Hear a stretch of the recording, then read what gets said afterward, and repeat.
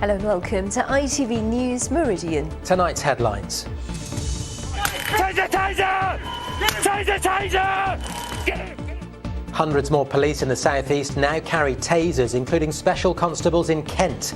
In an exclusive report, senior officers tell us they're a vital part of modern policing. No more first-class seats for passengers. New timetables, more ticketless travel. South Eastern's plans for the future unveiled. Also tonight, a bumper apple crop in Kent, where most English varieties are grown. But is it crunch time for an industry facing challenges? And Chantel's clifftop trek along our spectacular coastline. Her charity mission and our latest Pride of Britain fundraiser of the year finalist. Good evening.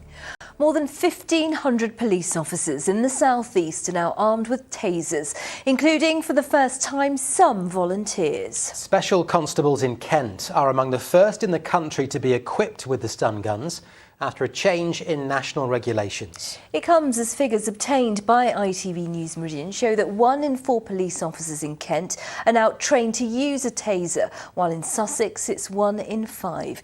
Kit Bradshaw's exclusive report begins with tasers used during arrests. An arsonist armed with a hammer lunges at police in Edenbridge. Taser! Taser! Taser! Taser! Get him! Get him! Brought to the floor by 2 shots from a stun gun. Taser! Taser! In Gravesend, a knife-wielding burglar is quickly disarmed by the skin-piercing barbs of the same weapon. Get on your front! A weapon available to an ever-increasing number of police officers, including, for the first time, special constables.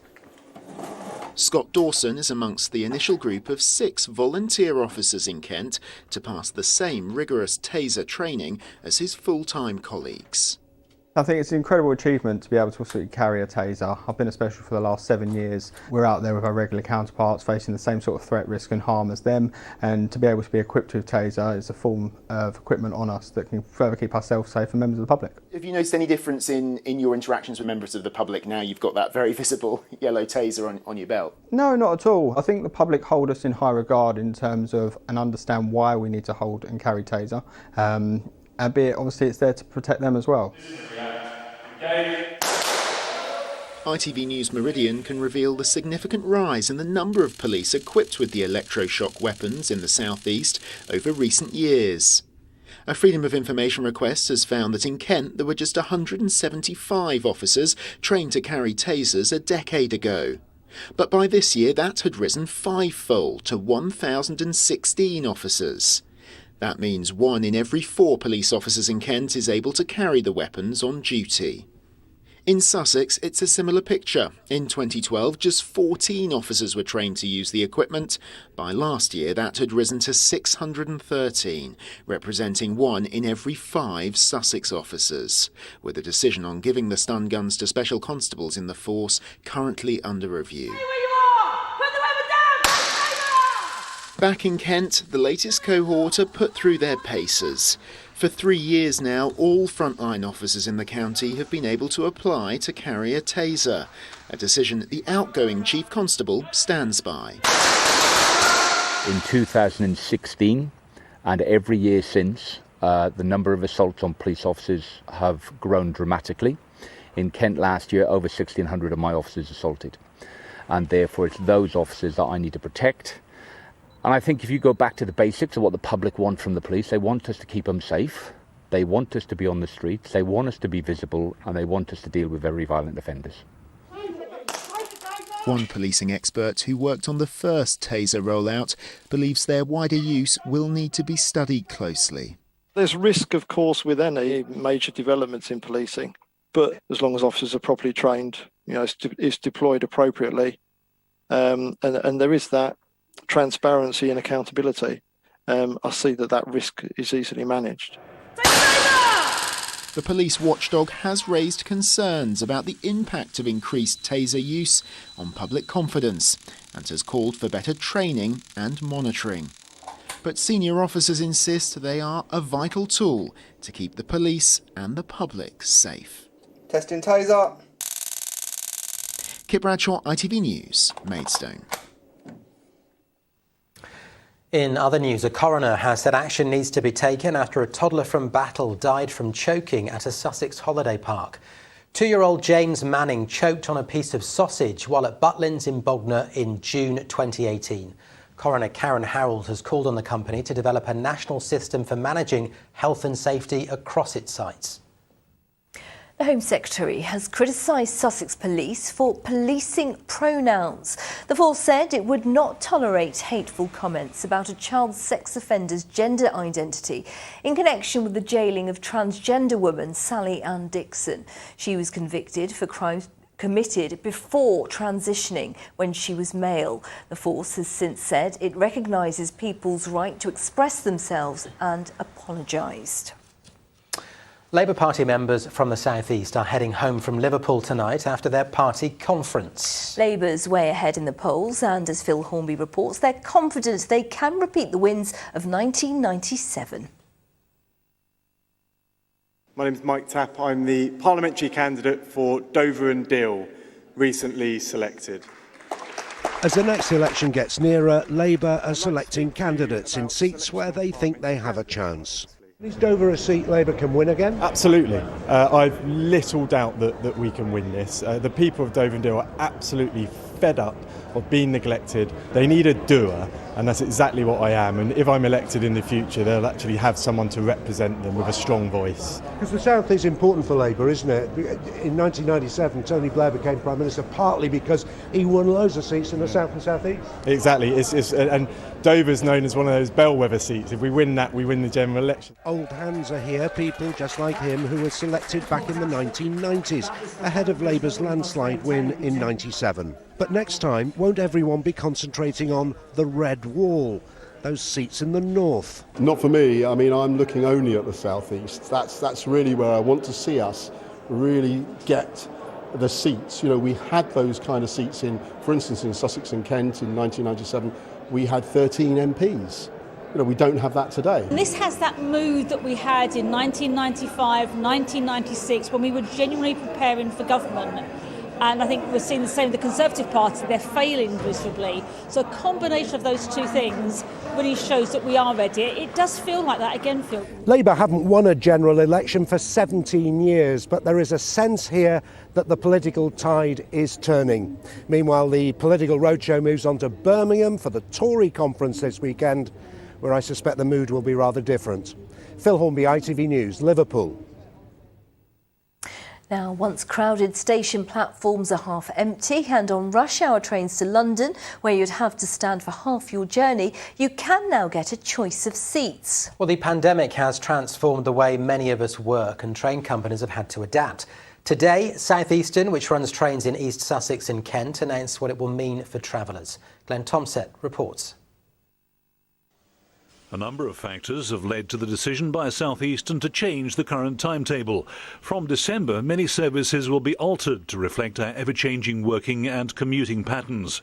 Peak time travel has altered since the pandemic, currently at 50 to 60% of levels seen in 2019. One of the biggest changes will affect customers in Maidstone and surrounding areas. The new standard hour timetable will mean a more consistent service across the day, with more trains leaving broadly at the same time every hour, including additional services during peak periods. For rail campaigners, the move to a more regular and reliable service from Kent's county town to London is welcome news. We've been campaigning for 4 years for Maidstone East services to the cities. They were taken away 15 years ago, and the good news is that they have at last found a way of putting regular hourly services on, which is something to celebrate. First-class tickets will no longer be available on the South Eastern's mainline services. This will allow more seating for standard ticket holders.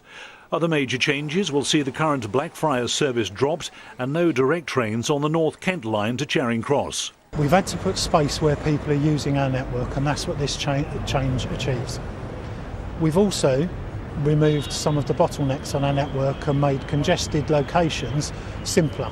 There'll be more barcode readers at stations and fewer tickets. The advice is to double-check your journey before the new timetable starts on Sunday, the 11th of December. Glenn Tomset, ITV News. With an influx of students in university towns and cities, including Canterbury and Brighton, traders are hoping that freshers could revive the nighttime economy, which was hit hard by the pandemic. But 96% of students say they're cutting back on spending because of the cost of living, according to a new survey. So could that big night out be put on the back burner? Manifa Bob Simon has more. With Freshers' Fun well underway, clubs like Prism are welcoming the buzz new students bring to university towns and cities. After the challenges of the pandemic and now the cost of living crisis, staff say it's vital to get students back through the door. Our core market is 18 to 21-year-olds for nightclubs. So Freshers' Fortnight is the most important trading period of our business of the year. It's the celebration of the student life, and for us it's laying the foundations for the year of what they can experience and going out and going to a nightclub and for the whole year. A National Union of Students survey has found that 96% of students are cutting back on spending. It's prompted concerns that this will affect their university experience. A lot of students are going to have to cut back on nights out, socialising, meeting societies, going to events, which is going to have a strain on people's mental health and also just ability to make the most of their university experience and to kind of thrive, not just try and survive. With rising energy costs and the cost of living putting extra pressures on nighttime economy businesses, there's fresh hope that students can help revive the industry. But people we spoke to had mixed views on their spending habits moving forwards. I'm just so broke, and I'm actually looking for part-time jobs because I really have to compensate my education side and as well as when it comes to medical, and I do have some leisure time, but I really don't have cash to even spend for anything. Having to spend more, on drinks, food, stuff like that. So I'd rather save my money as I am a student. I'm not a night person actually, but if I get a chance, I do spend. So I kind of have a secure account where I put some and then keep it aside. It's been tough for the Old Eden pub in Edenbridge, which has been in business for almost 20 years. The Nighttime Industries Association says the return of students might not be enough for places that are already struggling. Many of the consumers or customers have got less disposable income, being hit by cost inflation, but then that's obviously going to have a knock-on effect as we then start to see supply chain pass on. We start to see things like frequency of visit be hit in terms of consumers. Despite the challenges, clubs are still striving to get students back on the dance floor. But for some, big nights out could be too costly to afford. Monifa Bob Simon, ITV News. Even students being impacted there. You're watching ITV News in the Meridian region. Coming up, a bumper apple harvest. Find out how one orchard beat last summer's drought to produce fruit like this. And remember, more on today's top stories from the southeast on our website. Please go to itv.com/Meridian. You can call us on 0808 1010 095. And remember, you can follow us on Facebook, Twitter and on Instagram.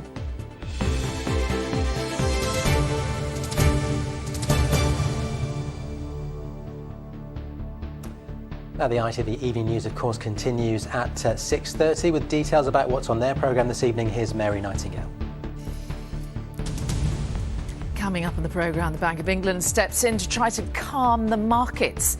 In an emergency move, it says it'll buy government debt at whatever scale necessary to avoid material risk to UK financial stability. In response, the Labour leader is calling for Parliament to be recalled and the government's mini-budget to be abandoned. Millions are ordered to evacuate in Florida as Hurricane Ian closes in. And concerns about Christmas shopping chaos after Royal Mail announces 19 days of strikes. Well, do join me for those stories and much more at 6:30. Mary, we will. Now, if you eat an English apple, there is a strong chance it was grown in an orchard in Kent, one of the country's biggest fruit producers. And with new technology and varieties being developed, the industry is growing. But there are also challenges, as Sarah Saunders found out when she visited an orchard on the slopes overlooking the River Medway at Upchurch near Sittingbourne. A bumper crop of apples at Ham Green Farm after one of the hottest summers on record. It's been wonderful weather, and the trees have really enjoyed it as well if they haven't run out of water, which has been the big problem for some growers. Here, actually, we've got irrigation, so we don't have a problem with it. But weaker soils have struggled. But where we've had plenty of moisture or water from irrigation, and with the heat, we've just managed to grow a phenomenal crop of apples. Good news, because like so many others, the industry is facing challenges with increased cold storage and labour costs and difficulties finding pickers. A recognised problem, and it's been suggested new PM Liz Truss is considering lifting the current cap on visas for seasonal workers to work in British agriculture. More people will definitely help and is absolutely needed, and with greater production, obviously we're going to need more people. Utterly convinced of the value of the British apple, French chef Raymond Blanc. There's such an extraordinary knowledge and experience of orchard growing and apple growing in this country. And for me, that's very important that they are local. You don't have to import them from billions of miles away, where you actually create pollution. You have to clean up the pollution afterward, whereas there they grow in Kent, Anglia, Hampshire, all over the place. And they are ready, available, beautiful. The British apple industry is growing, with more of the apples we eat cultivated here. And this is just one of the farms planning expansion. Well, let's go from pips to pints now, because Sarah has left the fields of Kent and joins us from Turner Cider, a family-run business in Marden. And Sarah, you have to help us out, because we'd like to know what the difference is between an eating apple and a cider apple. Well, I don't know if this is going to help you very much, but apparently their cider apples have got more tannin, so hopefully that's enough. Here, of course, they now buy in tons and tons of apples, but this business started effectively in the back garden with scrumped apples. Isn't that right, Phil? He's the man responsible. It was a labour of love. That's right. We started out with friends and neighbours bringing bags of whatever fruit they could bring, and we made 7 years ago, this is our first 75 litres of cider. Now, this year, 80,000. That's incredible. Now, clearly the scale is very different, but what's going on in these tanks is effectively the same, very traditional process. Exactly the same. It's just fermented apple juice. This one's bubbling away now. Just using Kentish apples. This one's Discovery apples. This one's Worcester. And we're just getting going, trying to up production for this year. But why simple is process. That traditional process so important to you as a producer? Just because we want to make the most out of the fruit. The minimal amount I can interfere, the better the end product, I think. Now, I know it's all about local, and one of the things you do also is you use seasonal, local produce to help to flavour that cider. We do a few flavoured ciders. Today I'm making rhubarb. Do you want to press some? Yeah, we need to love to turn the mill on. Right. Here we go, just put a handful in the top. Spit it a bit. So we mill the rhubarb, put the pomace in the press, this is our original apple press, and then put the rhubarb juice in the cider with some sugar, rhubarb cider. And it's not just this, all of the flavourings you use, they're kitchen table stuff. We use elderflower, local elderflower, and we use, at Christmas, we make a spiced cider with cinnamon, nutmeg, cloves, which we cook up at home, bring down to the cidery and add to the cider. Thank you, Phil. Now, because it is all so local, what we've just crushed here could find itself as a flavouring into a cider in your local farm shop within a week. But Phil tells me that if you have the inclination and you have an apple tree, maybe try and make some yourself. Maybe this weekend. Sarah, thank you. Now to the latest nominee for Regional Fundraiser of the Year, the Daily Mirror Pride of Britain Awards. Chantel Rashbrook, who's from Deal near Dover, has raised tens of thousands for charity by setting up a cliff-top run along our spectacular coastline. And she did all this while receiving treatment for breast cancer, as well as campaigning for others to be allowed the same pioneering treatment that is keeping her alive. Here's Abigail Bracken.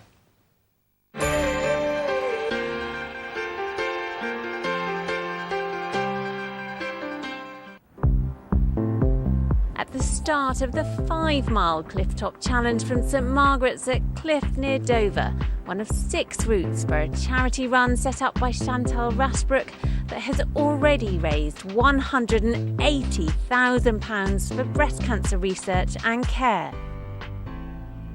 Wanted to do something for Breast Cancer Now and came up with this crazy idea about a run. It's because of where we live, obviously on the cliffs, etc. It's beautiful and it just makes sense, and there is a route all the way from Hastings through to Deal, Saxon Shore. So it just made sense to do it, and we thought it would be quite easy to set up, which it is and it isn't. It's the only charity run along the cliff tops from Hastings in Sussex all the way to Deal in Kent, taking in the breathtaking scenery and iconic white cliffs of Dover. The longest route is 55 miles, which some do as a relay, and the shortest route is 5 miles, all raising money for Breast Cancer Now. Chantel organised the first Clifftop Challenge back in 2014 while having chemotherapy for secondary breast cancer that had spread to her lungs. She puts everything that she's going through to the side and wants to just, I think, help others and maybe people that are going through the same. I think, because she's been there herself, it's, she knows exactly what it's like and would love to constantly, raise the money because she knows how important it is. Important enough to persuade her whole family to help with the run. What she's done is just, well, that's it. I didn't expect any different, to be quite honest, as far as Chantal is concerned, because she's always been that way. Mad, silly, crazy, whatever you want to call it. That's the way she is. Upbeat. But Chantel hasn't just been fundraising. She set up support groups and has been a constant campaigner for greater access to new breast cancer drugs. Chantel was among the first in the country to receive a new type of treatment called Cider, a drug that faced the threat of withdrawal due to funding. But through tireless campaigning by Chantel and others, it's now available through the NHS. And Chantel still has her treatment every 3 weeks here at the Queen Elizabeth, the Queen Mother Hospital in Margate. I think it's very important women have access to this drug because, like me, it's prolonged my life and still is keeping me going, basically. And women with my form of breast cancer should be entitled to this drug to make them live a normal life and carry on as normal and have more years with their family. So Chantel hopes her continued treatment will mean she can organise many more Clifftop challenges in years to come and keep raising money for research and the care of others with breast cancer. Abigail Bracken, ITV News, Deal. And another fab finalist for you tomorrow. Let's get a check on the weather. Here's James.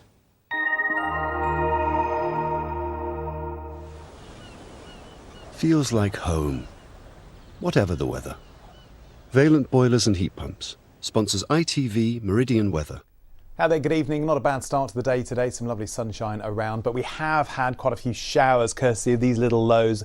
Bit more showery weather to come before we see things settle down, albeit briefly, thanks to a little ripple of high pressure, because Friday ends on a rather wet and windy note, quite a significant period of wet weather and some strong winds, so could see gales around the coast. But as far as tonight goes, pretty dry on the whole. 1 or 2 showers will just flirt with the coast, and then towards the end of the night we've got this occlusion drifting through. Generally light showery, but an organised band of showers pushing through into our neck of the woods. Ahead of that though, quite a cool night, lows of 5 Celsius, and then tomorrow morning that little system just skirts the western side of our patch.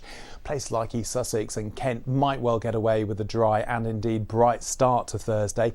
Might see 1 or 2 very light showers around, but Thursday, because of that to high pressure, not looking too bad at all. We've still got that cool flow of air, so 15 or 16 Celsius is a bit cooler than we'd expect at this time of year, but in a bit of sunshine with the wind dropping out, won't feel too bad. A dry start on Friday, but the cloud piling in fairly early, and then later on the day, quite a long spell of wet and, as I say, windy weather. Watch out for those gales near the coast. Then once that clears, bright and showery on Saturday, highs of 18 Celsius, and Sunday is looking like a bit of a goodie. Valent sponsors ITV Meridian Weather. And that is it from us for the time being. Coming up in a few minutes' time is the ITV Evening News with Mary Nightingale. I'll have your late update just after 10:30. For now, though, from the team here, thank you for watching. Bye-bye for now. Bye-bye.